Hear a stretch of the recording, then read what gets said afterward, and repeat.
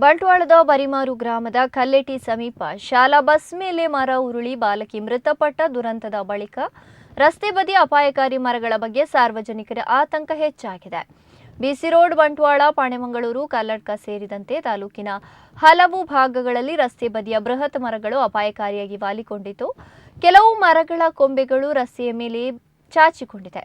ಬಲವಾದ ಗಾಳಿ ಅಥವಾ ನಿರಂತರ ಮಳೆಯಿಂದ ಇವು ಯಾವುದೇ ಕ್ಷಣದಲ್ಲಿ ಉರುಳಿ ಬೀಳುವ ಭೀತಿ ಎದುರಾಗಿದೆ. ವಿಶೇಷವಾಗಿ ಶಾಲಾ ಮಕ್ಕಳು, ಸಾರ್ವಜನಿಕರು ಹಾಗೂ ಸಾವಿರಾರು ವಾಹನಗಳು ಸಂಚರಿಸುವ ಮಾರ್ಗಗಳಲ್ಲಿರುವ ಮರಗಳನ್ನು ತಕ್ಷಣವೇ ಪರಿಶೀಲಿಸಿ ಅಪಾಯಕಾರಿ ಮರಗಳು ಮತ್ತು ಒಣಕೊಂಬೆಗಳನ್ನು ವೈಜ್ಞಾನಿಕವಾಗಿ ತೆರವುಗೊಳಿಸಬೇಕು ಎಂಬ ಒತ್ತಾಯ ಸಾರ್ವಜನಿಕರಿಂದ ಕೇಳಿ ಬರ್ತಾ ಇದೆ. ದುರಂತ ಸಂಭವಿಸಿದ ಬಳಿಕ ಕ್ರಮ ಕೈಗೊಳ್ಳುವುದಕ್ಕಿಂತ ಮುನ್ನೆಚ್ಚರಿಕಾ ಕ್ರಮಗಳಿಗೆ ಆದ್ಯತೆ ನೀಡಬೇಕು. ಅರಣ್ಯ ಇಲಾಖೆ, ಲೋಕೋಪಯೋಗಿ ಇಲಾಖೆ, ರಾಷ್ಟ್ರೀಯ ಹೆದ್ದಾರಿ ಪ್ರಾಧಿಕಾರ ಹಾಗೂ ಸ್ಥಳೀಯ ಸಂಸ್ಥೆಗಳು ಜಂಟಿಯಾಗಿ ರಸ್ತೆ ಬದಿಯ ಮರಗಳ ಸಮಗ್ರ ಸಮೀಕ್ಷೆ ನಡೆಸಿ ಸಾರ್ವಜನಿಕರ ಸುರಕ್ಷತೆಯನ್ನು ಖಚಿತಪಡಿಸಬೇಕು ಅಂತ ಸ್ಥಳೀಯರು ಆಗ್ರಹಿಸಿದ್ದಾರೆ.